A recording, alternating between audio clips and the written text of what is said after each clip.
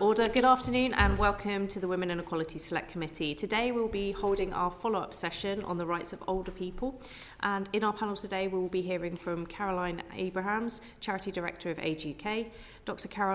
Carole Easton, Chief Executive of Centre for Ageing Better, Joanna Elson, Chief Executive of Independent Age, and Rhian Bowen-Davies, Older People's Commissioner for Wales.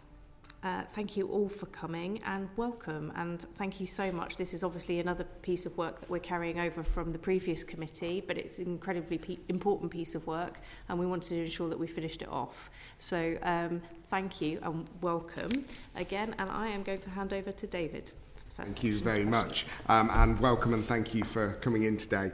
I give my apologies now. I'm going to have to sneak out for 20 minutes in the middle because I've got an urgent meeting, but it's not that I'm not interested in this topic. It's massively important. So to start off with, I'm just going to talk about the machinery of government and the strategy of government as well. And if I can come to you firstly, Carole. So in January, you reported that the government's Equality Hub, which is now been renamed as the Office of Equality and Opportunity, appeared to have little, if any, focus on older people's issues and ageing. So, in your opinion, has this now changed? And are you aware of any work the new Office of Equality and Opportunity is doing on older people and ageing? So you wanted to start with me? Yes, please. My colleagues may have more to say about this than me, but I think my simple answer would be no. Okay. That age really has not featured in the work of the Equality. Used to be Equalities Hub, right? Yeah, and now is the Equalities and Opportunities. So sadly, the issue of age doesn't feature. And I think, I'm going to check my notes, but I think we would probably all be in agreement that it is very present by its absence, and it does not seem that this is the right mechanism at the moment for age to be addressed, and that's disappointing. Okay, thank you. So unanimous nods there in that it doesn't feature. Okay, I'll come to all of you now. Maybe let's start with Caroline. So what do you think the UK government's priorities should be in developing a strategy for older people and ageing? Well, I think its top priority ought to be to have one. Because, I mean, the way I look at it as, if you're a government and you have an interest in an issue, you would expect to have one or more of the following. You'd expect there to be a strategy, you'd expect a cross-cutting unit of officials working on it, trying to join up government. You'd probably have something like a commissioner and you'd have something like a minister. And what's interesting about our UK government is it hasn't got any of them. So I think that tells you where we're starting from, and we're playing catch-up really. And I obviously sincerely hope this new government will take up that challenge and run with it. It would actually, I think, lead to much better policy. So, I mean, the big issues for older people, obviously, particularly around health, social care, benefits, poverty, pensions, loneliness, housing. So a number of departments are affected, and at the moment there's no effective mechanism for checking that when one department's doing something, it doesn't inadvertently cut across the policy of another. So I think it would really help the government, any government actually, to institute something that's a much more joined up approach. Thank you. Would anybody else like to come, and maybe Rhian or Carole? I think from a Wales perspective, we would very much like the UK government to look across to Wales and to look at the learning from there. So in Wales, we already have a strategy for an age-friendly society. That is a cross-government strategy. It's a rights-based strategy, and it's one that's been informed by the voices of older people in Wales. I think, again, from a Wales perspective, we would look to that strategy to address some of the issues that the UK government have the ability to do that are over and above that of Welsh Government. So looking at particularly areas around access to private goods and services, looking at digital inclusion, work with utility and and fuel companies. So very much to look at maximising those opportunities that are there, but not duplicating what are already in existence in Wales. And I think there is a model in Wales that could be looked at, and then the learning taken from that. So just going back on that model that you have in Wales, the strategy that you have in Wales, do you feel it's successful, or could it be expanded to be more successful? I think I would always say that there is room for improvement in terms of our direction and policies, but I think what it's given us is a really good basis and a foundation to build upon in Wales. So it does look at the rights of older people. It's based on the principles, the UN principles. It looks at older people's roles within communities and making sure that older people, in terms of social isolation and loneliness, feel part and are connected to their communities. So it also drives the age-friendly community agenda in Wales. So there's certainly learning and lessons that could be learnt and taken from the strategy approach. And I think going back to the point that was raised by Caroline, it is a cross-government strategy, which is something that has really benefited the policy direction in Wales. Okay, thank you. Joanna, I think you Yeah, I just had two things to add, actually. So one is absolutely to underline what's been said by my fellow witnesses. When we had this conversation, it was last January, we sat around, not quite this table, but one very like it, and I was rereading the Hansard recently. What came through to me, the committee asked us lots of questions, and many of them we couldn't answer because you were asking about data, and the data isn't collected. Right. Or if it is collected, it's collected across a very big age range, like 50 to 100, which, the experience of a 50-year-old and a 99-year-old are probably going to be very different. So that was my one point. And the second one is just to say, obviously, fantastic what's happening in Wales. There is also more happening in Scotland than there is here. So I met CoCab Stewart, who's the Equalities Minister, a couple of weeks ago. She has age in her portfolio and is doing quite a lot of stuff around that. So whatever you have, it will drive things forward, but we haven't got anything here. Go ahead, Carole. Happy to. I mean, for me, and again, I think we're all in agreement about the need for a strategy and need for mechanisms to implement a strategy. No point having one if it's not going to be implemented. And for me, one of the key issues in England is the huge inequalities in ageing. And when I started, and I continue to be really shocked that when you know that there's what I call the healthy life expectancy gap, is nigh on 20 years. So that means someone in the more affluent area will have a healthy life expectancy of about 75, and someone in a much poorer area of 55. That is a huge difference. And for me, that is a completely fundamental indicator of why something needs to be done. And not just for the benefits of those people, but for the benefit of society as a whole, because that puts demands on health, it puts demands on social care, it puts demands on the economy. So for me, that would be an absolute priority, and obviously in itself is going to be cross-cutting. So we're talking about health, we're talking about housing, which is a particular area of interest at the Centre for Ageing Better. So I would want this strategy to say we need, for example, to look at the quality of housing, not because they're people's assets, but because they're damaging people's health. Mm-hmm. So that immediately shows you that you need to bring a housing department together and the health function together. And that's why this cross-departmental nature, that's just one example of why the cross-departmental nature of this strategy is absolutely crucial. Great. Well, thank you all for your input. And just one final area to focus on for me. So, Joanna, before the general election, you said that given the choice between having a cross-departmental minister for older people or establishing a commissioner, your preference was the commissioner. Is that still your preference today? Yes, it is. I would welcome both. And clearly there is a place for a minister, particularly if it's a senior minister. I think if it's a junior minister and they've got a very long list of other priorities, the risk is that Other ministers will think, well, that's being looked after by them, and actually they haven't got much time to do it because they've got this long list. If it's a senior minister, wonderful. But actually, I think the commissioner is more important because they're independent, they outlive a particular administration, they have a statutory function, they can't be accused of being party political. I think for all those reasons, a commissioner, as we've seen in Wales, it can be really successful. And just to give you one example, we may well talk later on about pension credit take-up, which I think we're all trying to make sure is increased. The commissioner in Wales managed to get that take-up increased by 26%, working with convening other parties. We haven't seen anything like that here, and I think that shows the power a commissioner can have. So what statutory powers and resources would you expect a newly established commissioner to have? So I think you could look at the model in Wales because the commissioner there has a range of powers. Rhian, you're probably better to talk about this than I am. Yeah, I think in terms of statutory powers, I think it sets the commissioner apart from other sectors.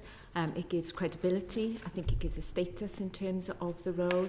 And I think whilst those legal powers are not always needed to be used, I think from a public body perspective and a government perspective, they know that those powers are there and can be used judiciously and effectively. So, for example, some of the cases where legal powers have been used in Wales are around reviews. So there was the largest review of care homes done in Wales under one of my predecessors, and that directly impacted on policy and statutory guidance in Wales.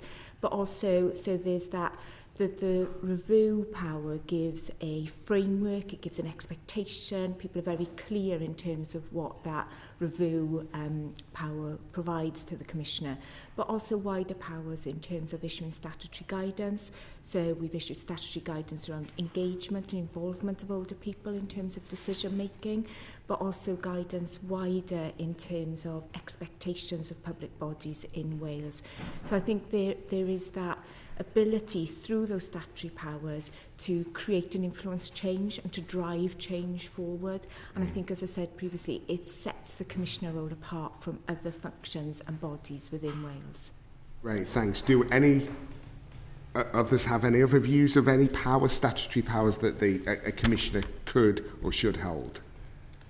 No, I would be completely supportive, and I think having the ability to investigate, to require people to respond, to provide data, to follow on from Joanna's point, is absolutely crucial. So there would be little point having one unless there is some power that goes with it to require people to respond and to do investigations that could be class investigations, so that if particular abuses come to light or particular issues come to light, that the commissioner is enabled to investigate those and have their recommendations taken on board subsequently. Right, thanks. Thank you, David. I just wanted to follow up on 2 points. Caroline and Joanna, probably for the first one. Is Wales an example of best practice in your view? And are there any other international examples of best practice that perhaps we could be learning from? Caroline first. On commissioners? Not just on commissioners, on on a strategy as a whole. I think my honest answer is I don't know whether there's somewhere that's brilliant out there which is a great model. I think that if you look across the UK, Northern Ireland and Wales are the 2 countries that have got commissioners. I think it's not a given that everything is then immediately brilliant, but I think there's quite a strong consensus, a political consensus, a soft consensus in Wales about wanting to do more to recognise the needs of older people, and I think, and obviously the Commissioner has helped to create that, and that feels a bit different, I think, to how it does in England and Scotland. I think the other analogy is with the children's world, which is where I used to work. So I worked for several of the children's ministers, actually, and I also helped establish the Children's Commissioner role. And actually, from my point of view, from what I've seen, I'd like both, because I think they do very different things. And I think I totally agree with everything my colleagues said, but I think the other key elements about a commissioner is they have to be and be seen to be independent.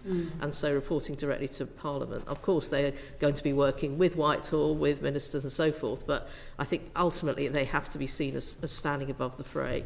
And I think the Children's Commissioner role, which is longer established, I think, here has made a difference, but so has the Children's Minister, which is viewed as a real role, actually. It's not just tagged on.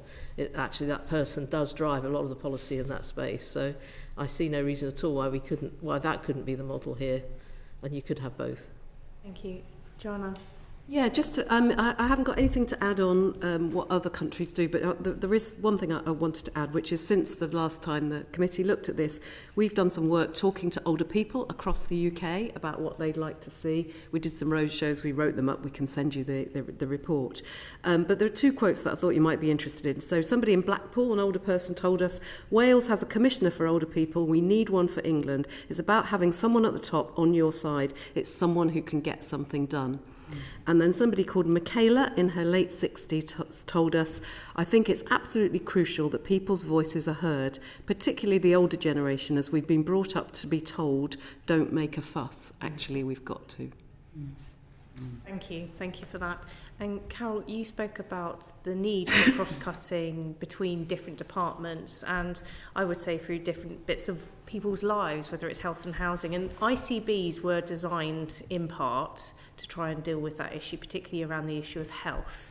How have you seen that working, or are there any issues with that, particularly with older people and access to health? I don't think I can comment in general. We've done a piece of work at Centre for Ageing Better looking at a programme in, I think it's West Yorkshire. I'm right. Looking at how the ICB is working with housing and also helping particularly around fuel poverty and heating. And the initial indications are that that's very positive and that that's worked well. But it is one area and we are still extracting the data and learning from that. So I think the potential is absolutely definitely there, but the more incentive may be needed. Would you be happy to share that with us? Of course. That would be Absolutely. really useful. Thank you, Caroline. Yeah, we've surveyed all of them because we do a lot of work around health at Age UK, and they range. I mean, it's just hugely patchy, frankly. So there are some which have developed ageing well strategies, which we warmly welcome, which is really helpful, and there are others where you don't see the words old people feature at all, and everything in between. So it is a postcode lottery at the moment. No, I think that information would be really useful. That's fine. Useful for us if you're happy to share. I'm going to hand over to Rosie now. Thank you, Chair. The first question is directed to Joanna, mostly. What would you say have been the key drivers in the increase of levels of poverty among older people over the last decade? Yeah, okay. Well, I think there are three that we could focus on. But just before we do, it's perhaps worth saying that poverty in later life affects groups differently. So what we do know from some academic work we did with City University is that there are 6 groups who are most likely to be affected by poverty. They're probably the ones you would expect. So there are around 1.9 million older people living in poverty. That's 16% of that population. And that increased from 1.6 million in 2012, so in about that decade. So up from 13% to 16%. But you're more likely to be in poverty in that age group if you're single, so that's 22% rather than the 16%. If you're female, that's 23%. If you're a private renter, 35%. If you're from a minoritised ethnic background, 26%. If you're a carer, 22%, and if you have a long-term health condition, 35%. So, and of course, there are intersectionalities between those things which will affect some of those people. So that's just worth saying as context. And then the 3 drivers I would call out, firstly would be the rise in the numbers and proportions of people in the private rented sector and the costs that cause them. I'll say a little bit about each. Secondly would be cost of living pressures, increased household costs. And then the third would be about income adequacy and the gap between people at the higher end of the income scale who are in that age group and people at the lower end. So maybe just touching on private renters first. So back in 2001, a bit more than a decade, there were 279,000 older households that privately rented. That went up to 331,000 in 2021, so up from 4 to 5% in that period. And I think looking ahead, if we could briefly, we did some work earlier this year where Loughborough University looked for us at what would happen if nothing changed between now and 2040. You would see that number increase again to 1.7 million households. So a big increase in the proportion of people privately renting. And you can, it's probably obvious, self-evident what the implications and the impacts of that are. You know, if you're living on a low fixed income and you have to cope with rent increases as well as all the other pressures, that's clearly of great concern. The Pensions Policy Institute did a similar report to ours with similar figures in terms of where that would take people.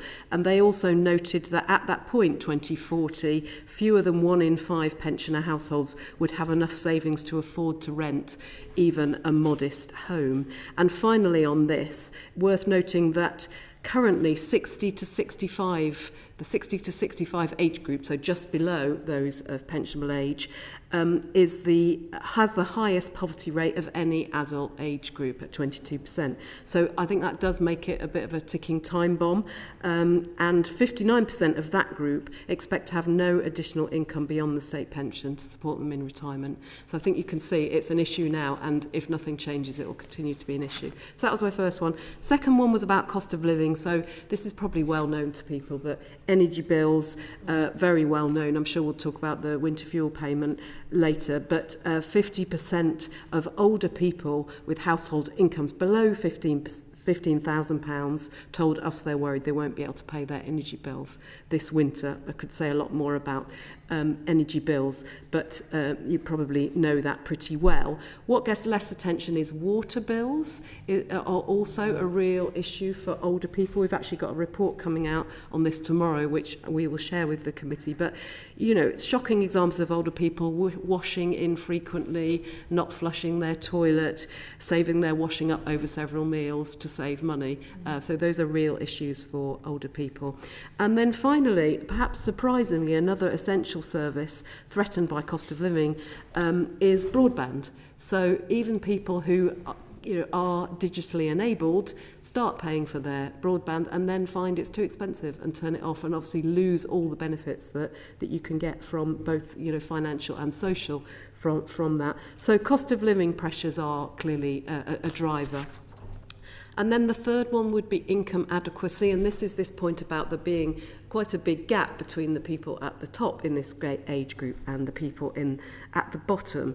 So the Institute for Fiscal Studies published a report earlier this year, and they found that since 2011, so in that decade and a bit, while average pensioner incomes have continued to grow at a similar rate to working age incomes, so 13% since 2011, the incomes for the poorest pensioners, the decile at the bottom, only rose 5% during that time. So quite a big gap between those people. I mean, compounding that, obviously, we've had the state pension age has been rising, is due to rise again between 2026 and 2028. The IFS said that increasing the age, which it happened between 65 and 66, more than doubled the absolute poverty rate for over 65s.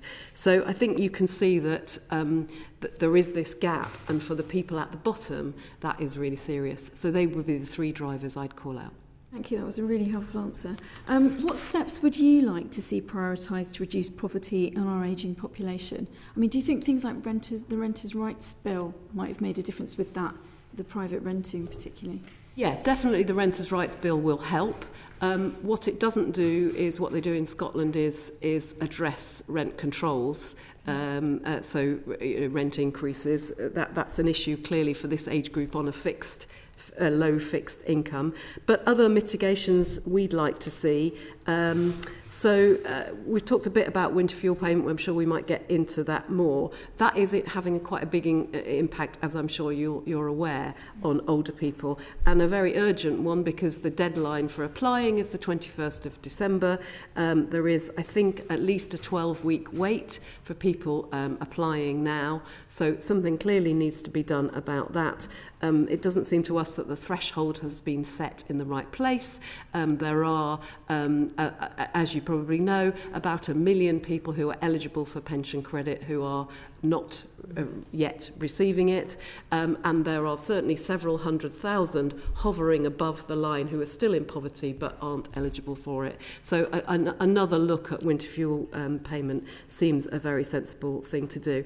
Another one would be, we talked about that income adequacy, would be a good hard look at what income people need in later life, because when there are debates about this and when people talk about the triple lock and so on, what happens is often there is more heat than light generated in those debates. People take polarised positions. What we'd like to see is a cross-party look, a step back to see what actually do people need to live on in later life, and that would seem to be a sensible step before you made any other changes to state pension age or triple lock or anything else.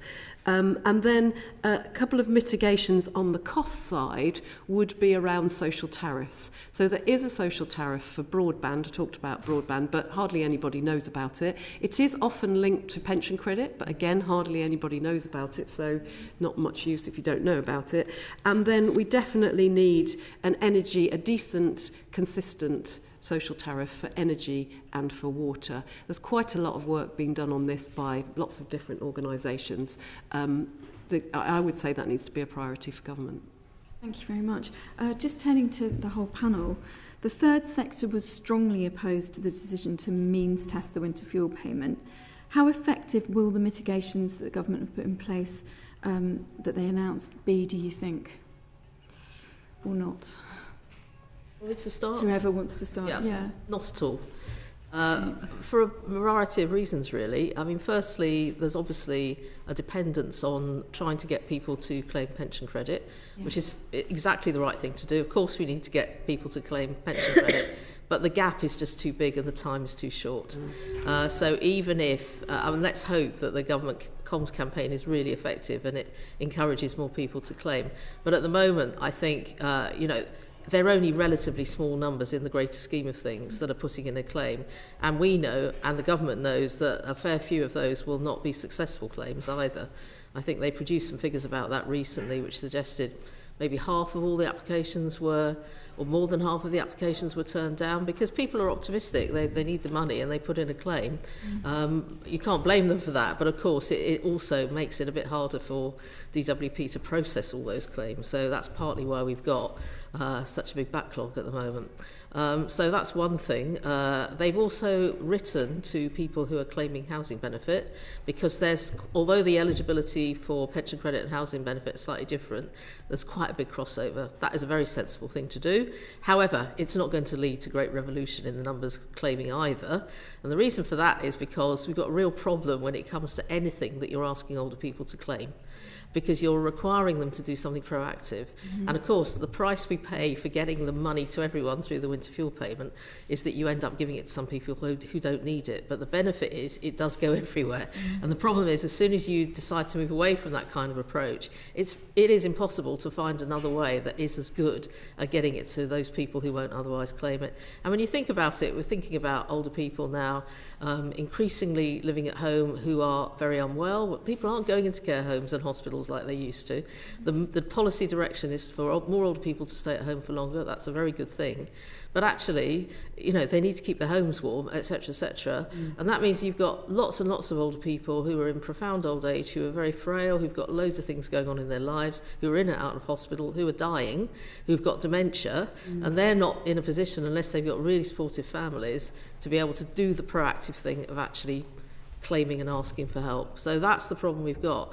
And I think what is a shame is that with the spending review coming up, that's not being used to take a step back and have a bit of a broader look of the kind that Jo was suggesting, where actually I think it'd be perfectly legitimate for the government to look at how is the money being spent on older people across the piece against the context of an incredibly unequal population where you've got some people who've got lots of money and a whole bunch of people haven't got any at all, I think that would have been a completely sensible thing to do. But unfortunately, by making a decision straight away, without much time on winter fuel payment, sort of moved away from being able to take that slightly more strategic approach. Thank you. Does anyone else want to come in? If I may, I would support that completely, and also the recommendation to stop look, because if the state pension age continues to go up, this is going to become, all these issues are going to get considerably worse unless we stop and look and a plan to ensure that the changes don't push people, even more people, into significant poverty and then requiring to claim benefits. So I think it's really urgent that there isn't a kind of steamroll ahead. I'm not suggesting that would necessarily happen, but that until we really assess what is needed and also how feasible it is for people to claim and receive benefits. Yeah, I would agree completely. And do you want to come in? Yeah, just to bring it back really to the voice and experience of older people. You know, older people are saying to me that they are really worried, that they're concerned, that they're anxious. You know, the winter fuel payment for lots of older people allowed them to heat their homes for a minimum amount of maybe 3 hours a day at a temperature that's not even what public health services would say was recommended. They are having to make really difficult decisions in terms of whether to heat their home or how many meals they have a day. And I think, you know, the saying around heating or eating has become part of our narrative. It's completely unacceptable, and older people are extremely worried. They're extremely anxious about what this is going to mean to them. And we know that cold homes have an extreme impact on older people's health and well-being and excess winter deaths.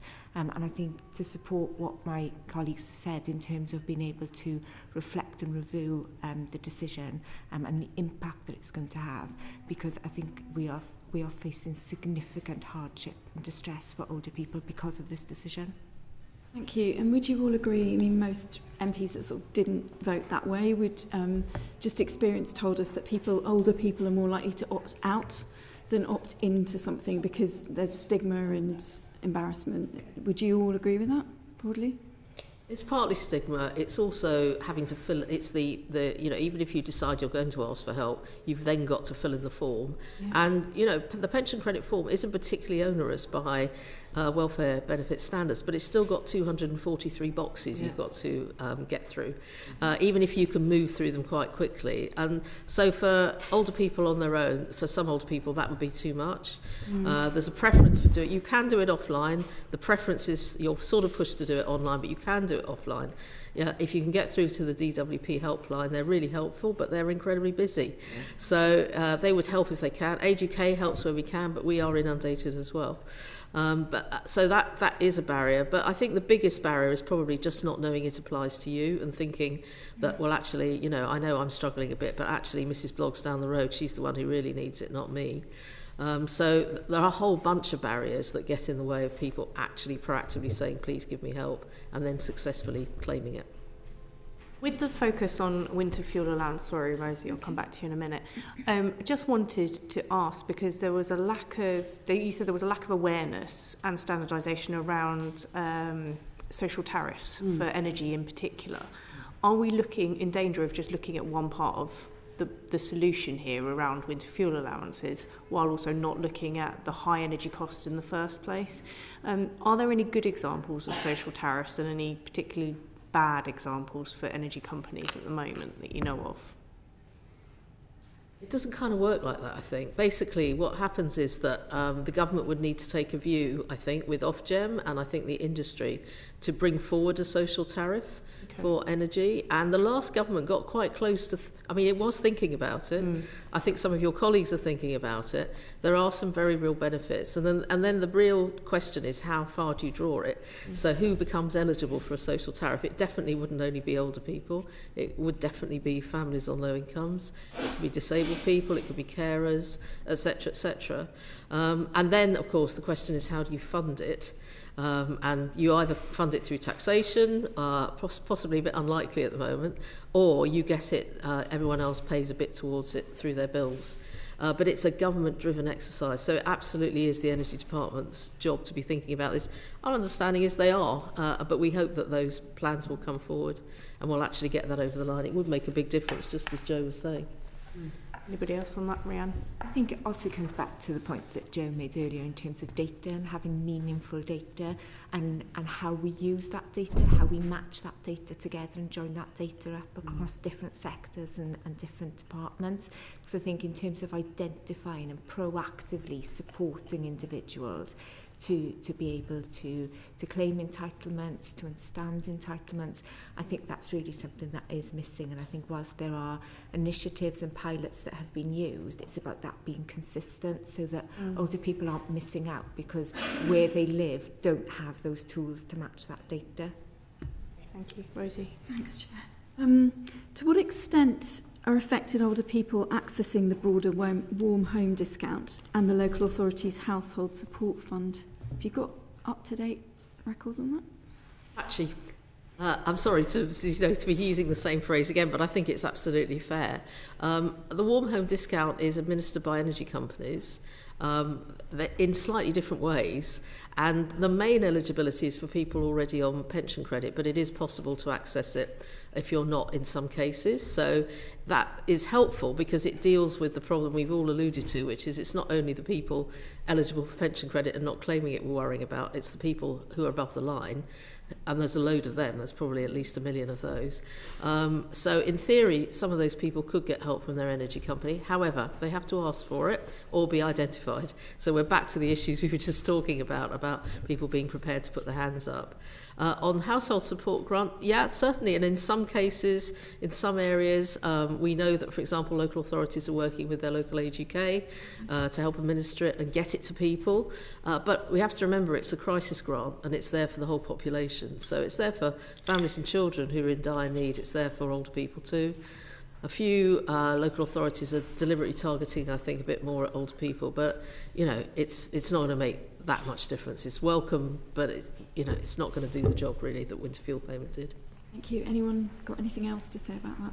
Just to underline that really and say that anything that puts the onus on older people to pick up the phone or go somewhere and do something is unlikely to be as successful as simply getting the money into people's bank accounts. We know we have got data on that.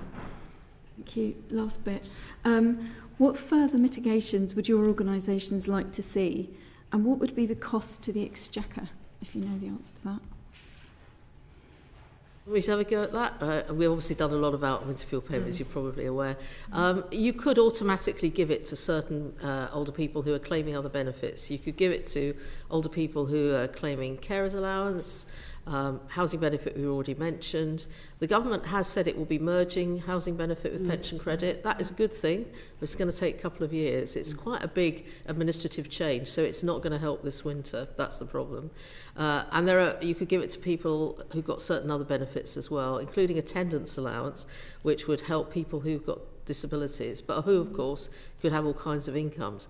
And I don't know what the exact cost, but obviously it would significantly bite into the savings that the government has banked on the back of making this change. So there would undoubtedly be a cost. Thank you. Anyone else? I think also to mitigate that, if we don't mitigate these circumstances, then the costs to health services and social care services are likely to outweigh that. So I think the proposal in terms of extending those qualifying benefits to enable people to claim that is certainly something that that I would be proposing. Thank you so much. You've all been really helpful. Thanks, Chair. Thank you. Alex? Thank you. Thank you. Thanks. I'd like to ask you about digital exclusion at this point. Starting with Caroline, with you first. What is your assessment of the effectiveness of Cash Access UK and banking hubs in tackling older people's exclusion from banking services? It's a really welcome initiative. I think we're just about to get to the 100th. banking hub, which is this week, I think, which is good. And that's been quite a big increase over this last year from only about 12 or 13 the year before. So, well done for getting all those up and running. I was funnily enough, chatting to our resident expert about this yesterday. And he says they're great, but they don't do everything. And I think that's the point, really. I think they're really, really welcome, but they're not enough on their own, probably. And of course, they're not everywhere. They can't be everywhere. And there's a bit of a question, I think, in the industry and in that world about how many more are we actually going to have. I think is there a target of up to another couple of hundred, but that will still leave quite a few areas largely bereft, I think, and people still having to travel quite long distances. So very welcome, part of the answer, but probably not all of it, and we need to keep going. I think you've slightly answered my subsequent question as well, which was that Link have said there's 162 now announced.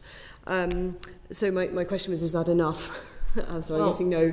Yeah, probably there will be the communities that will be disappointed if they're not going to get one, because it's largely rural areas, but it isn't only rural areas, obviously. And then things like, is there good public transport you can take to be able to get to that nearby town in order to be able to access a bank? And let's not forget the other things that are important too, like holes in the wall and so forth. ATMs, they're important for people too, and also post offices. So it's we need a whole sort of infrastructure that helps people, I think. And of course, it's not just older people who want cash, it's also small traders and other people as well. Did anyone else have anything to add on those? I think I would just say that it's one thing being able to access that cash, it's another thing to be able to use that cash within your communities. And I think that's something that we're hearing more and more about in terms of as shops, small businesses take online payments only or card payments only, the ability to use cash in communities is causing a real concern as well. Especially when people are budgeting and people tend to turn to cash to budget more effectively.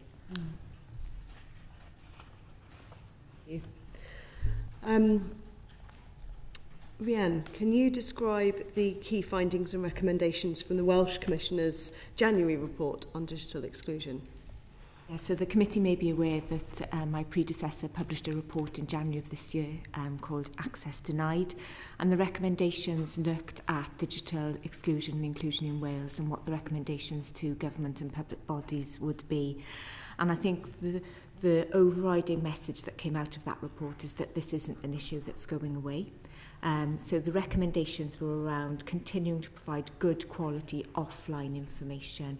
And it's not as simple as just online and offline. It's more complex than that, because even individuals who are online now may not continue to be online because of different considerations, whether that's health considerations or cost, as Jo referred to earlier. But also to ensure that the duties under the Equality Act are met in terms of impact assessments and looking at the impact of decisions for groups within our communities, that we would continue to deliver practical support to enable older people to access digital services and be supported to do that.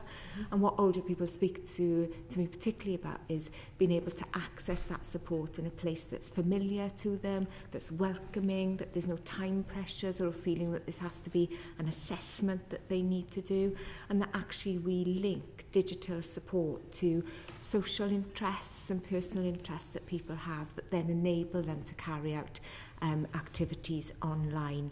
But that also that we think differently about digital exclusion, and that becomes key to how we design and deliver services.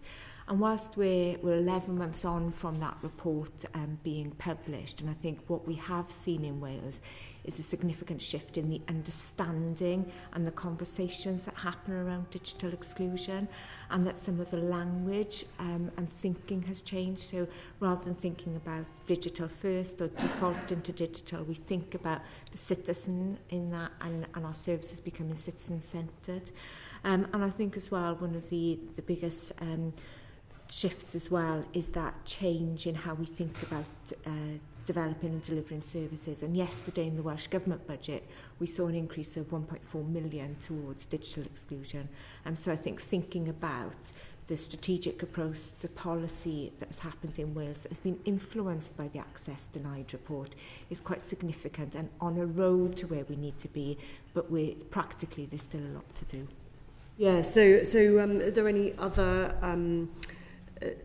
measurable progress that's been made against the recommendations so far?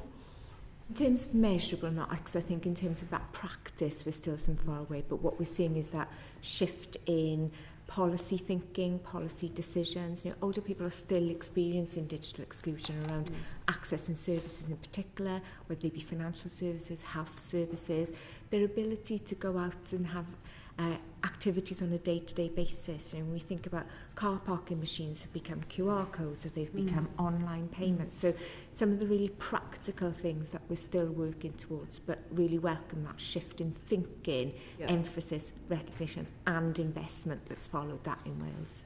Thank you. So I'd like to ask all of you, the UK's, as you mentioned already, the UK's digital inclusion strategy has not been updated since 2014. In that context, do you have concerns about the government's plans to make better use of technology across public services? If I may, I was going to add, and it addresses, I think, partially what you're asking, and in a way it shouldn't need saying, but maybe it does, which is about, is there the voice of older people in here, in this debate? Yeah. I've heard of rather sad examples where things have been done, where there's been change to online services without consultation with older people, and then, lo and behold, it doesn't work. Not only for them, and on all these changes we're talking about, many of the changes we want to see and talk about today don't just benefit however you define older people. They benefit people with disabilities. They benefit people who cannot afford online or a smartphone, which is expensive, as we know. So I always want to make that point. But the other advantage you have in Wales, we were talking about before, is that every local authority has an age-friendly champion. And so that means that every community in Wales is encouraged to become an age-friendly community, and thereby a mechanism for including the voice of older people in those strategies. And although we, the Centre for Ageing Better oversee now, I think we have 79 UK-wide age-friendly communities, but they are self-funding, charitable funding, and I think a greater investment in those age-friendly communities would enable voice to be included more routinely, so that decisions are made about digital and not regretted after they've been made. Thank you. Chris Bryant has, the Digital Minister, has committed, I think, to updating the digital inclusion strategy, so that is a good thing. But having said all that, I still think that most policymakers aren't. There's a kind of unwelcome truth about digital exclusion and older people, and because money's tight, everyone's looking to create more efficient systems that cost less. People don't really want to hear just how many older people are not digitally included, because it's too inconvenient. And I think that will be something to watch with that strategy. At the moment, there are about 8.5 million older people who either aren't on, over 65s, who either aren't online at all, or who are only quite sort of limited users. And that doesn't even take into account the point that Rhian made, which is that, of course, some then drop off.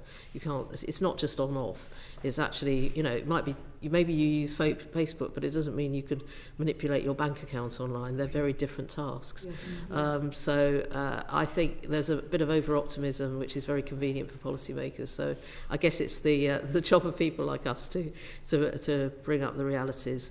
And a good recent example really is the digital switchover, which is going on at the moment, which is where our landlines are gradually going because the copper's wearing out.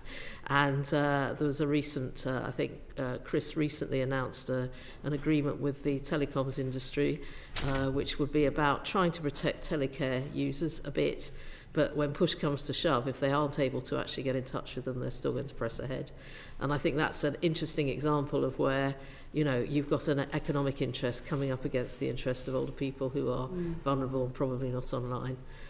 So, yeah, it's one to watch. Yeah, thank you.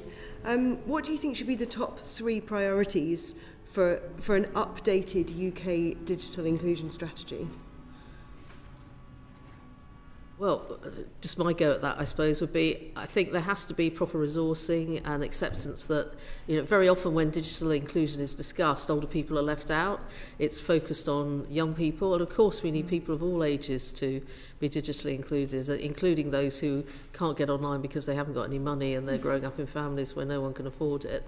That's important, but let's not forget also older people who may not any longer be working, but who still need to carry out their daily lives. So I think recognising that older people have to be part of it, resourcing it, and there probably has to be something from government, some real government leadership, I think, even if we're looking to those very affluent companies that are actually the tech companies to provide something as well. Can I just add a little bit, maybe just to flesh out what I said before about people not being able to afford, older people not being able to afford it. So polling we commissioned a year ago found that 29% of over 65s with a household income of under 15,000 were worried about not being able to meet their broadband or internet bills in the next 6 months, and 9% had cancelled their subscriptions over the winter months, while another 4% had already cancelled it before the winter for the same reason. And I guess maybe just to say that, of course, there will be a variety of interests in older people and priorities. So somebody called Jeff, who's 70, told us if we became totally unable to pay our bills, we'd have no choice but to cancel the least necessary service, i.e. broadband. Someone else, who's anonymous, in their 60s, told us having my broadband is my only means of communication with the outside world via email, messages, phone, etc. I cut back on food and cut down on other bills to be able to afford my internet provider. And finally, because we talked about social tariffs existing but people not knowing about them, Tracy told us I was about to cancel my broadband and do without, and then I found out about the social tariff. I saw something about it online and thought I've never seen that advertised. It was literally about half what I was paying before. I currently pay £15, but it's still a struggle. It's made a big difference. I'm so relieved I got it. I'm glad I found out about it. Yeah.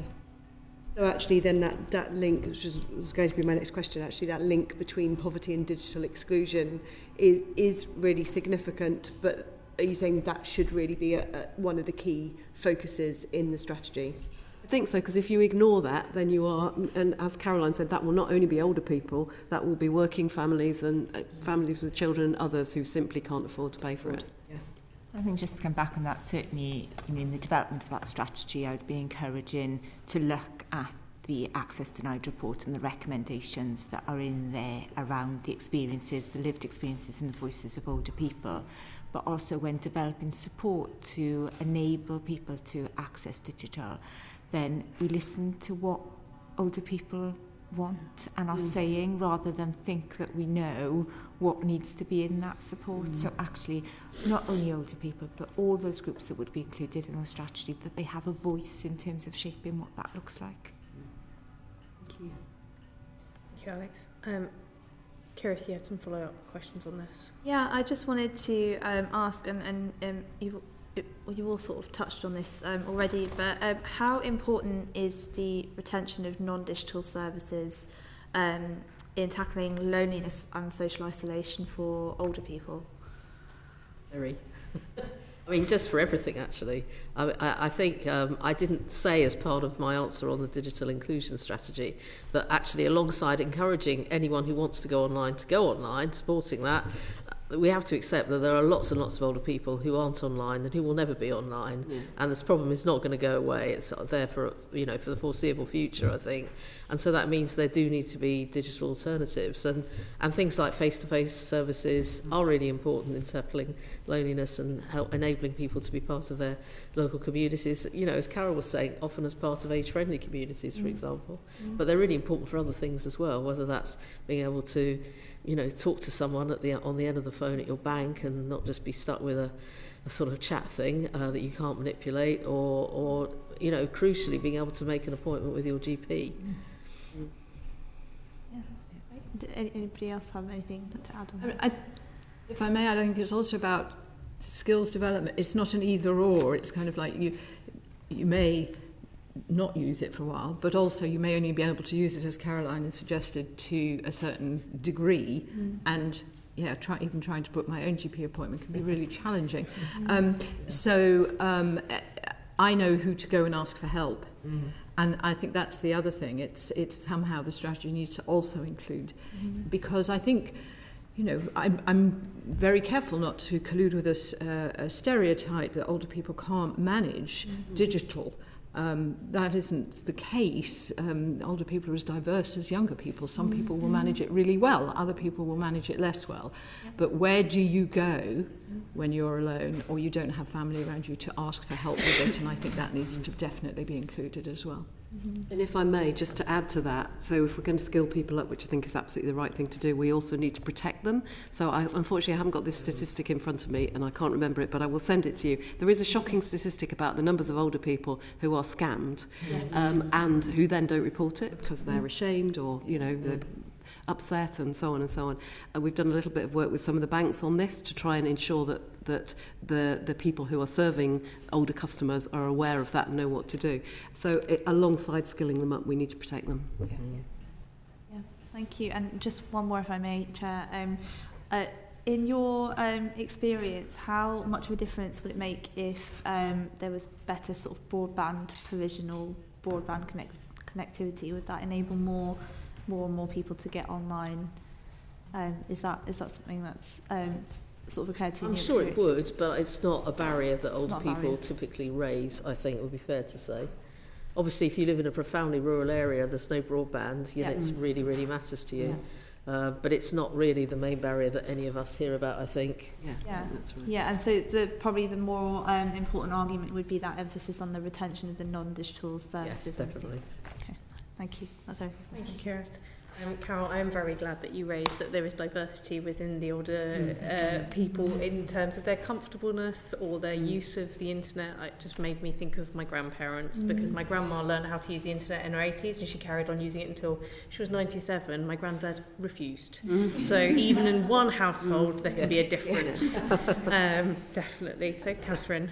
That's so true. I've got various parents-in-law and my parents-in-law and my parents are all totally different. My mother-in-law's 98 and she's incredible and can use the internet, whereas my dad never got round to it. Thank you so much, everyone, for coming here, and a special croeso to Rhian. It's so lovely to see you, our Commissioner from Wales. My questions are around ageist stereotypes and discrimination in the media. And I do have another question, if I may, after that, Chair. So to Carole first.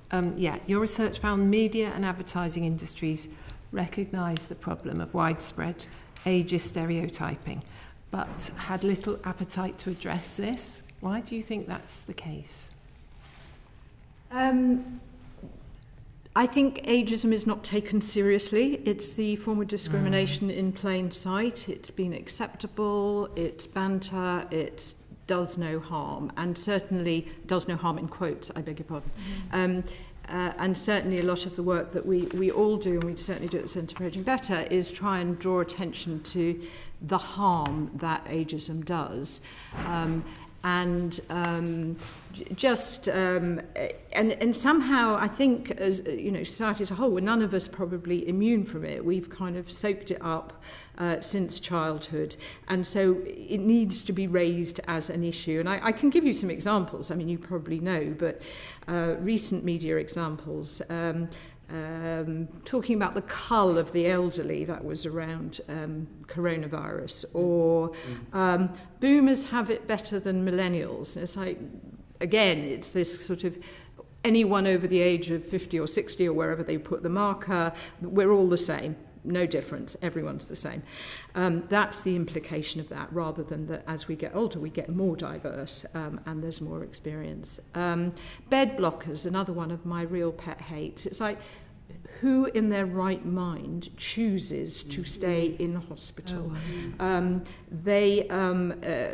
Older people are trapped because there is nowhere to go, because there aren't the resources, because their homes are not of a quality, because social care is so stressed.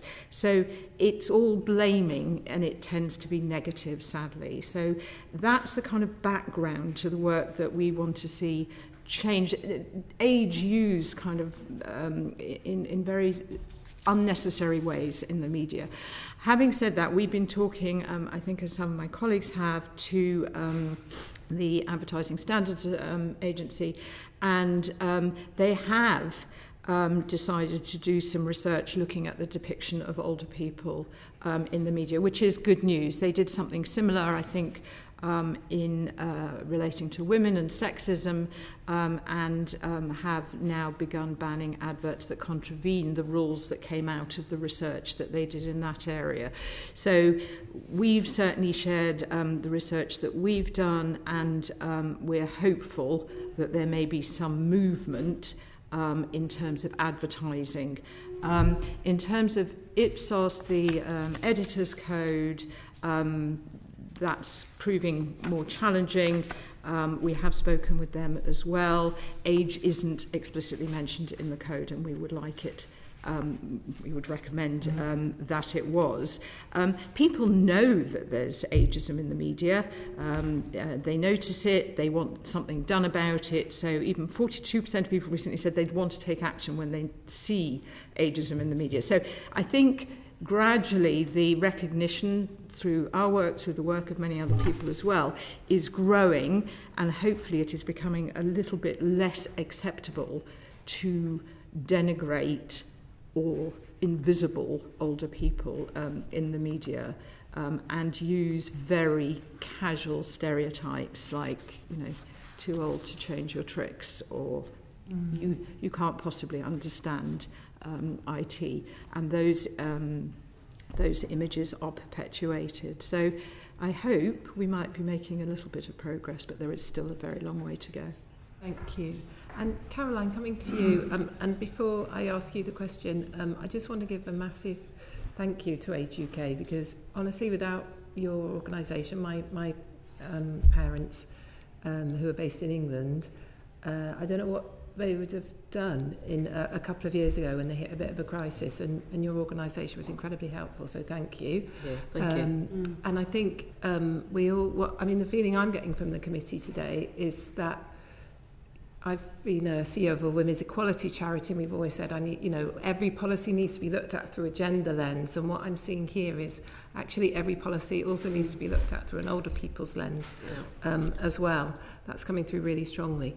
But on so the ASA and Ofcom told our predecessor committee that complaints about ageism in the media and advertising content were comparatively rare. Why do you think people aren't complaining to the ASA more? I would think, particularly following from what Carole said, that actually people's expectations are pretty low, and that they're kind of used to it. We've all internalised it. And it's the last acceptable form of discrimination in lots of ways. Yeah. And so it just shows how embedded it is in our culture, and what a lot of work we've all got to do to try and shift that. And I think that is a role for government, though, to lead that and to be seen to be leading it and challenging poor practice where it arises. Which is where the leadership from a commissioner or a minister Absolutely. would come from. Yeah, it would make a big difference. Yeah.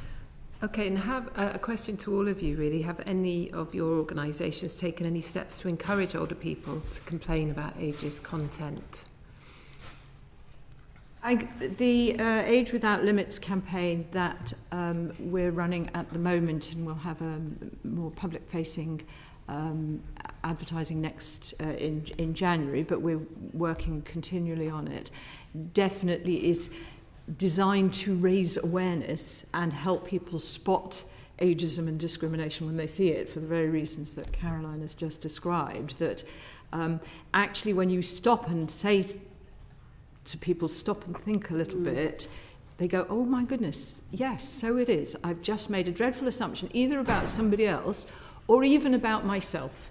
I keep saying, oh, I'm too old to wear this dress, or I'm too old to go skiing, or whatever it is. And once you start talking with people about it, and I think it does mirror women's issues. Women thought it was all right to stay in the kitchen and cook and not be allowed to go to work. That wouldn't work now, right? So I think we've got a similar journey to go on with age discrimination. I'm not saying younger people don't get discriminated against. I've worked in that area as well, and they do. And it intersects very heavily with gender and other protected characteristics.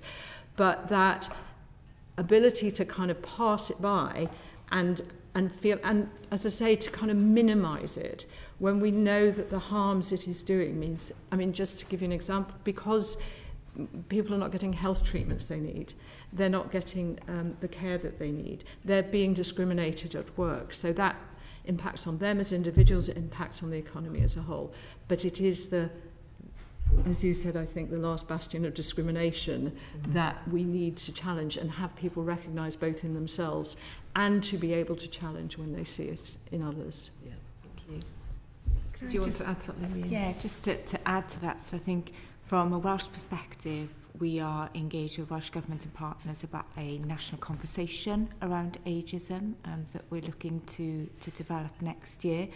And I think it comes back to something more fundamental. I think it comes back to older people's identification and understanding of their rights, because older people and their families will contact my advice and assistance line. They will talk to me about situations or circumstances, but they don't always identify those as being based on their rights. So I think people understanding their rights when they're empowered about their rights and they can challenge when those rights are not upheld is something quite fundamental, which may come back to, again, why people are not making complaints around ageism in the media, because they're not identifying that themselves. And I think just the point on that, I think ASA and their response throughout the number of complaints being really low, volume and complaints isn't an appropriate measure to be looking at whether action should be taken. So that there's something more fundamental about that. We shouldn't only respond when the volume of complaints is high. Of course, yeah, good point. Could I just add one thing? I absolutely agree with all of that. And I think we're really grateful to you for picking up this inquiry again, because it's so important. And actually, the previous committee got quite a long way with it. I think these things reinforce each other. So, we see the stereotypes in the media, and then people in roles of responsibility pick that up. So I'm just going to quote from somebody who told us, an older person, "I recently retired from work and cannot believe how professionals, especially in the medical field, make you feel older than you want to be." People just pick it up, or it's kind of in the ether.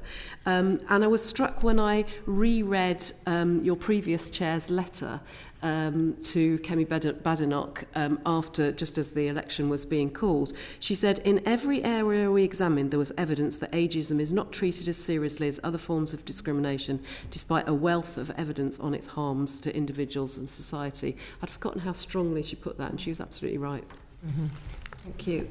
I've just got a couple more questions. Firstly to Rhian, your predecessor said she'd approached IPSO to pressure them to include age in Clause 12 of the Editor's Code, and I know Carole's already touched on this. So have you pursued this, and has there been any progress? Personally, I've not pursued it, but I know that a minister in Welsh Government also works alongside the Commissioner to write to IPSO, but there was no progress made. Okay. I think, as Carole has said, there was very little movement in terms of that. Okay, and I have a final question, if I may, which was around, we've heard from you, Rhian, about the good, positive outcomes of having a Welsh Older People's Commissioner. For example, the 26% of pension credit increase in uptake in Wales. Obviously, all councils now have to have an Older People's Champion, which is great. We've got ours in Monmouthshire, I'm delighted to say. But is there anything else that you can put your finger on that you think the committee should know that the Commissioner has achieved as a good example for why we need a Commissioner?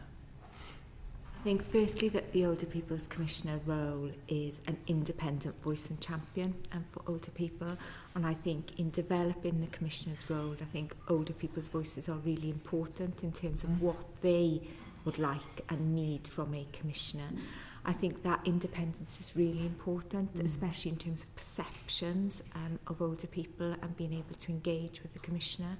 And also, I think going back to what I said in response to the first question, those statutory powers that are available that can be used by the Commissioner to influence change, but also to uphold older people's rights in terms of holding public bodies and government to account in terms of how they carry out their public functions.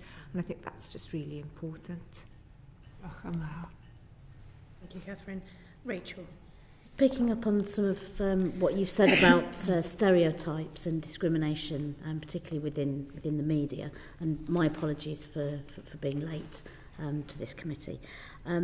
Do you think that the discrimination and ageism is impacting more on women sometimes than it is on men? I think we often see role models in the media who are older women losing their jobs, whereas older men continue for much longer. And certainly last week there was quite a bit of furore about somebody defending their own misogyny by saying, well, it was only women of a certain age that were bothered about it. So do you think women are suffering worse with ageism than men potentially in the media? Certainly our research at the Centre for Ageing Better shows that it impacts differently. I think the area where we don't necessarily have a breakdown by gender is in the workplace. We know that if you ask people, between a third and a half of people will say they've suffered age discrimination in the workplace. But if you look at the figures for tribunal, that's not reflected in the slightest. So again, it's kind of the complaints issue isn't the way to go forward. So that's an example where, as I say, huge numbers of people will say they've been discriminated in the workplace, men and women, if they're in employment. Women more likely to drop out of the workplace, though, as they get older because of caring responsibilities, which still does fall. And there's ageist practice in relation to that because the employer doesn't allow for it. There is no doubt, too, that I'm sure some of the men might want to argue with me in this room, but in terms of the ageism on appearance and pushing of products and all that, it definitely there is an intersect with gender for sure. And certainly a recent poll we did showed that women will talk about being made invisible, being ignored. Men will talk about ageism being more in the form of aggression. So kind of reflects kind of maybe gender discrimination intersecting with ageism, most definitely. And I think the need for understanding and having different ways of addressing both in the workplace and out of the workplace, whether that's in retail or in healthcare, is really essential. Anybody else want to add? I think that was really well put. I agree. I don't think I really have anything else to add. We don't know, do we, what happens to men in the workplace and whether... But I think we hear from everybody that, sometimes people are told that they're past it, or that's the indication. And there was some really interesting polling, wasn't there, a little while ago, probably Carole's on top of it, of recruiting managers, and an awful lot of them, surprising numbers of them, said that they wouldn't be inclined to recruit someone who was older. So I think there's a much bigger cultural issue here about, and particularly with the growing older population, it's nuts if we're not making full use of those people when they do want to work. There's lots more potential there to tap. Anybody else got anything to add? No. Thank you. Thank you. Thank you very much. Carole, you said aggression for older men. In what way? Sorry, I just wanted you to elaborate a little bit. I think people experience ageism in different ways. Like, you're... Either I'll just ignore you or I'll tell you, Actually, I saw an incident recently myself where a man got shouted at aggressively, like, move out of the way, old man. So I think that's the sort of thing we're talking about, which is going to be maybe more experienced by men than by women. Yes, I mean, there's a lot more I could say about the workplace and about managers. I think also younger managers struggling to accept that they might be managing older people. So we've got to change this model in the workplace too, where it's all about age, that your manager isn't necessarily going to be older than you. And certainly that's why we're running our, I don't know if we're going to have time to come on to it, but age-friendly employer pledge to help employers really look at how ageism plays out in the workplace and address what's getting in the way. Because the economy needs it, let alone the individuals. That leads us very nicely to Samantha. It does indeed, because we are going to talk about age-friendly recruitment, and I have to say, it would be remiss of me not to mention, and the only thing that would make him better is if he was a woman. My constituency assistant came out of retirement. He was a transplant coordinator nurse by career, and his transferable skills working well under pressure have been incredible in the constituency, but also he brings with him such a wealth of experience and understanding on how to manage people, so I feel incredibly fortunate to have a relatively diverse team in terms of age. So it brought me deep joy actually to read about the Centre for Better Ageing's age-friendly employer pledge, particularly because there was some research we saw from the Chartered Institute for Personnel and Development that said a third of people in their 50s and 60s, which as a 45-year-old woman doesn't feel very far away, feel at a disadvantage in applying for jobs. So, and this is a question to you then, Carole, in the first instance. What are the key elements of your age-friendly employer pledge?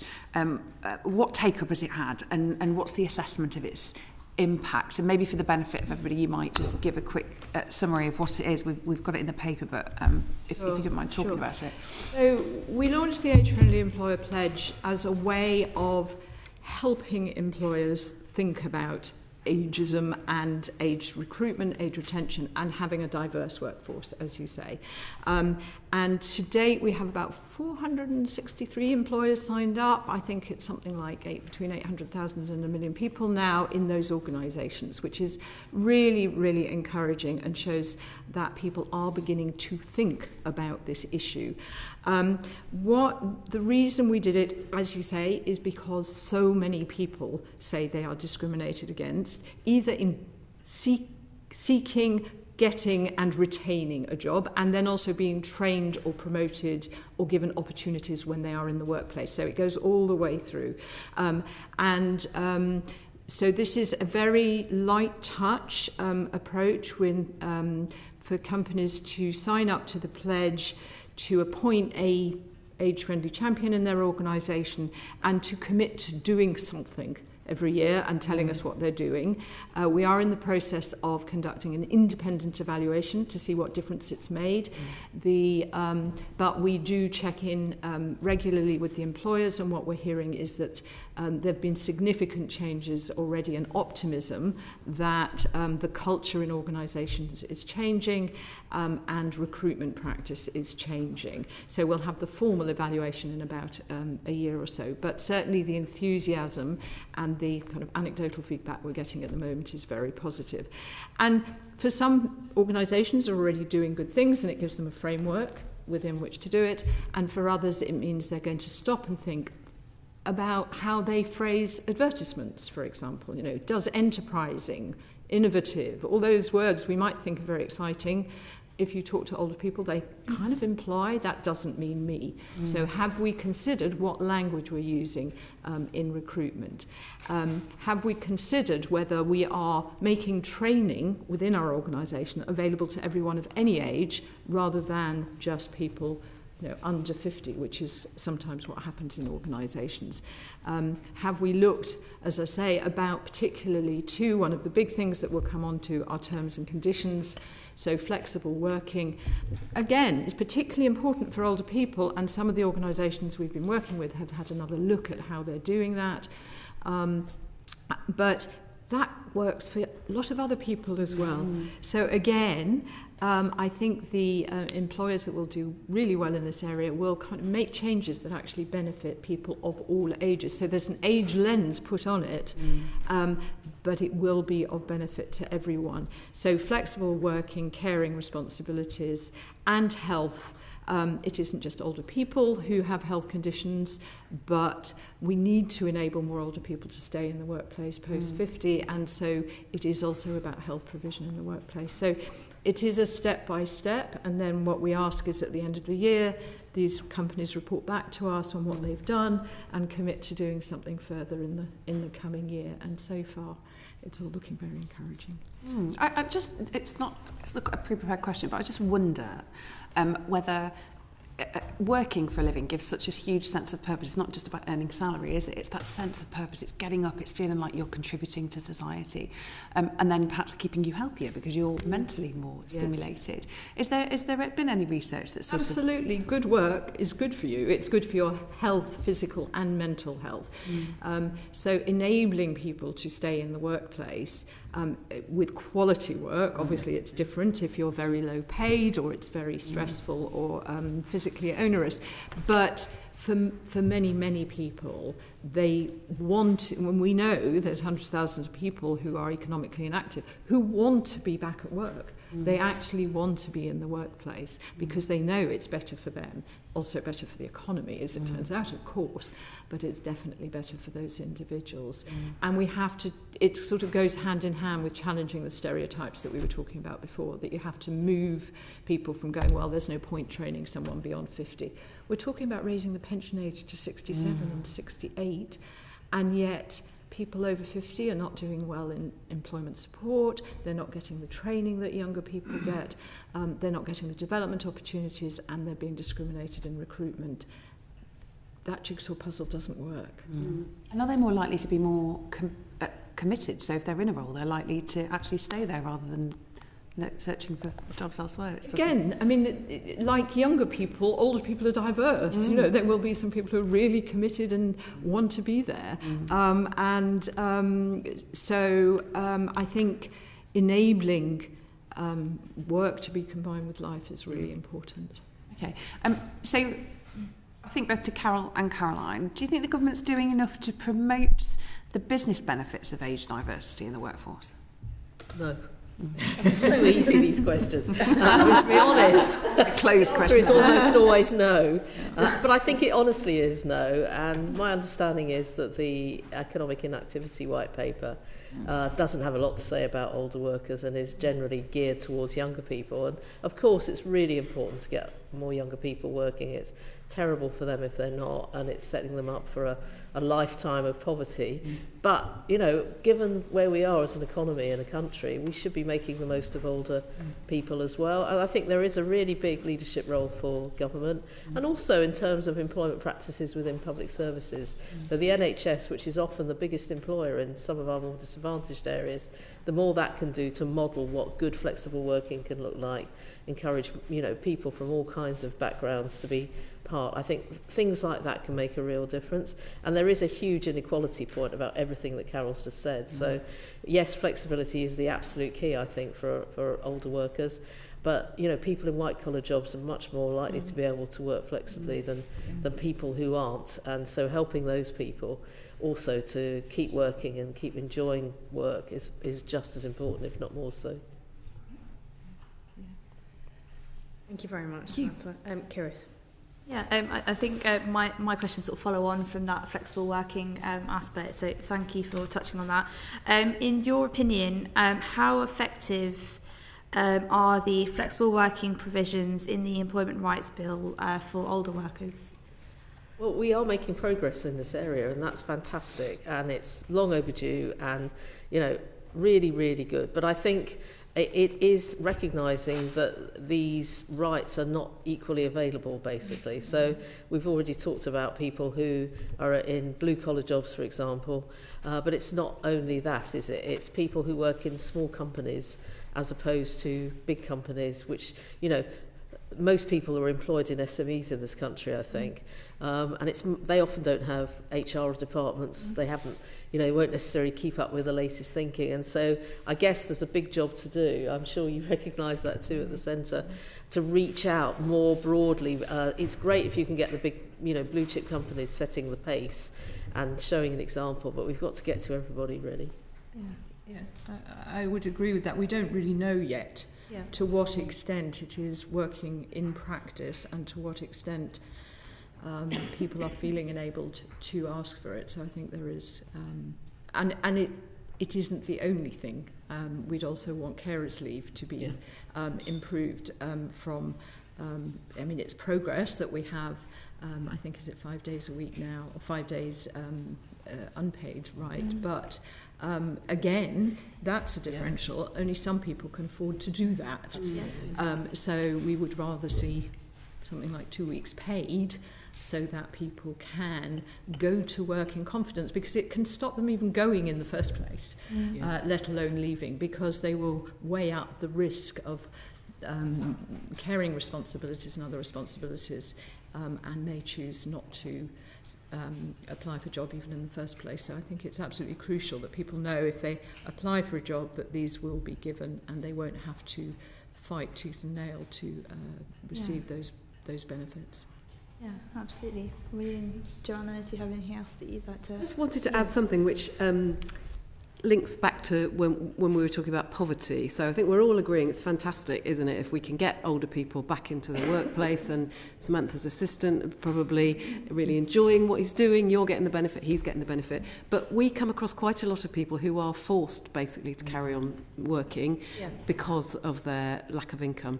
And I think that is something that often is overlooked. So I've got to know this man called Rob, who's a taxi driver in Penzance. He's 67. This is what he told us. I've got my state pension, but I couldn't survive on it alone. I have to work. The rent is £675 a month for a tiny flat. The council tax is £124 a month. And although the water is paid for, I have to pay for the electric. I'm frugal. I'll do batch cooking and keep the lights off. And when the winter comes, I don't turn on the heating. But my taxi licence runs out in 2 years' time when I'm 70. What if I don't get through the medical? That's my biggest fear, losing my income and then losing my housing. So it's just keeping those people in mind too. Thank you. I guess my next question is sort of probably more so for Carole first. And Caroline, you've sort of touched on this already in terms of the Get Britain Working White Paper. Are the measures set out in it sufficient to help a substantial number of older people back into work? You're shaking your head already. The answer is absolutely fine. Because there isn't the age lens. There isn't the age lens that we've been talking about. Older people lose out completely in terms of employment support, for example, at the moment. So the results are the worst for older people. And there's no reference to older people, as Caroline has already mentioned, in that paper. So what we know from research that we've done is that you have to tailor services bearing age in mind, and that people need specific consideration and support in different age groups. And you wouldn't.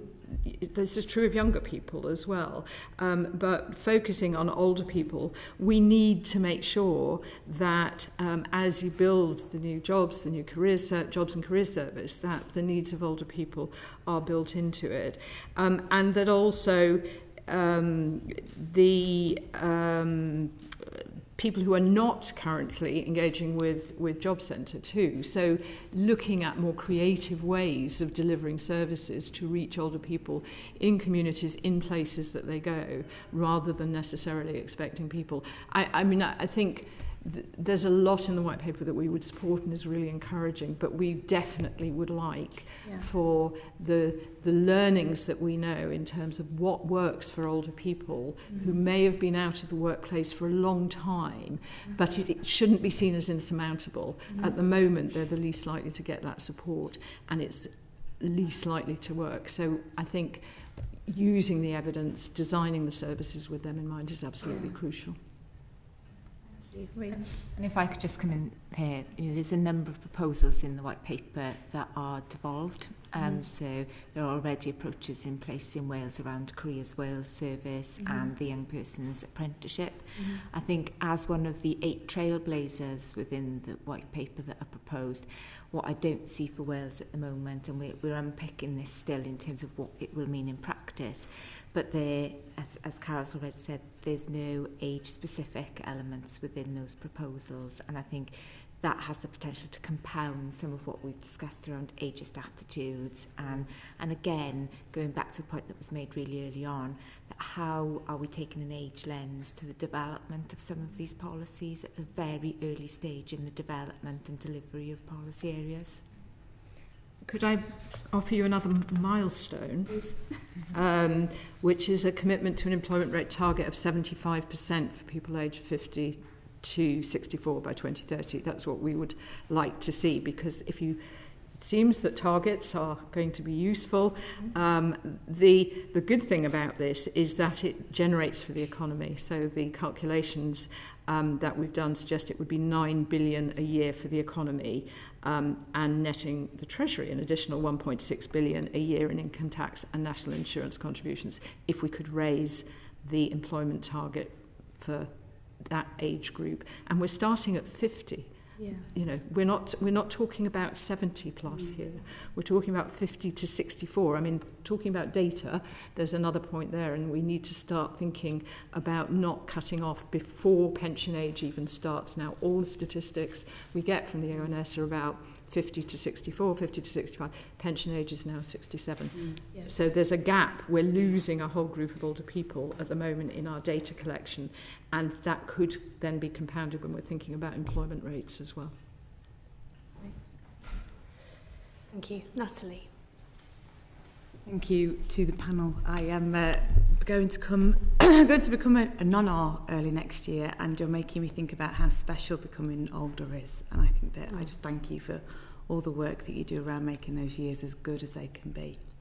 So specifically on the Equality Act and Public Sector Equality Duty, does the Equality Act and its Public Sector Equality Duty provide sufficient protection against age discrimination? And that's just to all of you, so whichever one wants to go. We'd have a chorus, actually. Yeah, we would. I think we'd all say no. No, we would. We would. Go on, it's got to be someone else's go. Dominate it. Joanna, do you want to? I mean, it doesn't. It's not fit for purpose. It doesn't allow older people to challenge discrimination in any meaningful way, I think is honestly the answer. And I think where you have a commissioner, like we have in Wales and in Northern Ireland, there's a way of raising issues and starting to raise awareness, and so you know that you're raising the ceiling for everybody. But here we're just not seeing that. No, is the answer. So moving on from that, what impact does allowing objective justification of direct age discrimination have on the protection and enforceability of older people's rights? I think it sets age apart as the only protected characteristic where you can discriminate. And I think the message that sends is that becomes acceptable and normalised, which goes back to lots that we've already spoken about in terms of imagery in the media, in terms of people not feeling that they can play about it. So I think it creates that impression and doesn't give people protection, and we know that through the number of cases that are taken, the minimal success rates that are in those tribunal cases that are taken, how difficult it is for people to take those cases. And I think there's certainly something here about age needing to be a priority and on the agenda of the Equality and Human Rights Commission, and taking a far stronger, more robust view around that, but also around enforceability. These are cases that are complex, they are costly, they are time-consuming. How do we even make it easier and support individuals to bring cases where they feel that they might have a case, but actually the landscape and the context is just really difficult to navigate? Thank you. And then finally, how could older people's rights better be protected in law and more effectively enforced? If I'll do my best. I mean, following on from Rhian, I think the certainly for discrimination at work, the tribunal system is currently virtually impossible. You probably know it can take 2 years, it takes time, it's expensive, and certainly lawyers that I've spoken to would suggest that it is not the right way for us to raise the issue of age discrimination, relying on a small number of individuals to keep raising the cases, which they will probably fail or will never get in front of the tribunal, so they don't come into the public domain. But that we need a body, possibly the HRC, with more clout. We need a combination of bodies to ensure that people's rights are upheld, that group cases are taken, potentially by the EHRC, that there is a body to whom institutional ageism, for example, could be reported. The comparison I've been given is the Information Office, sorry, I always get that wrong, the Information Office, IOC, where people are fined for breaches of data protection, for example, and companies take that seriously. At the moment, there is no equivalent for how ageism, age discrimination would be taken seriously. Both the EHRC and, as we've said, the government body, age hardly features at all. EHRC, I think, have done some work on care, on caring and care for older people, but for many years it's not been a feature of the work that they do. Just doing research isn't enough. It's having the power to intervene and ensure that guidance is followed. I think just to come in there, I think going back to the point around a commissioner, one of my statutory responsibilities is around challenging age discrimination. So the ability of a commissioner to be able to challenge, to be able to use legal powers to review or to examine cases where age discrimination would be used would again be a mechanism for the commissioner to uphold and protect the rights of older people. Thank you. Thank you, Natalie. Catherine, have one question. I just wanted to raise public transport because we haven't really touched on it, and I was just thinking I live in such a rural constituency and a lot of Wales is incredibly rural, and public transport is so incredibly important. The ageing parents, driving becomes more difficult, I know. So can any of you make a comment on how we're addressing older people's needs with public transport or not?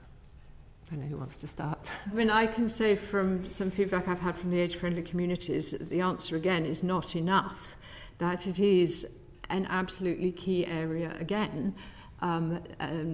Again, not just for older people, but obviously if you can no longer drive and you're used to drive, then you will be even more reliant on public transport.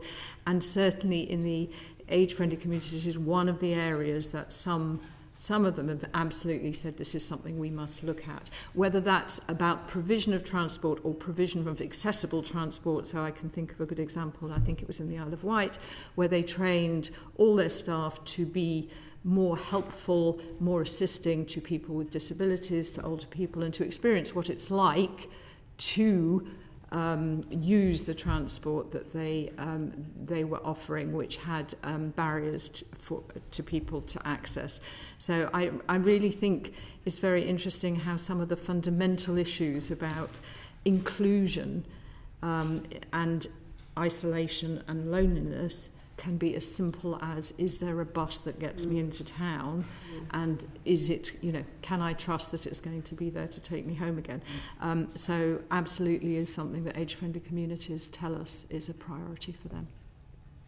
Yeah, and just to pick up on that point, certainly from an age-friendly community perspective, one of those 8 domains are around transport, and I think what the age-friendly communities do is enable older people to be part of those conversations around the design and delivery of those transport services. And I think where older people's voices are heard, then people are able to think about what that means from an infrastructure perspective.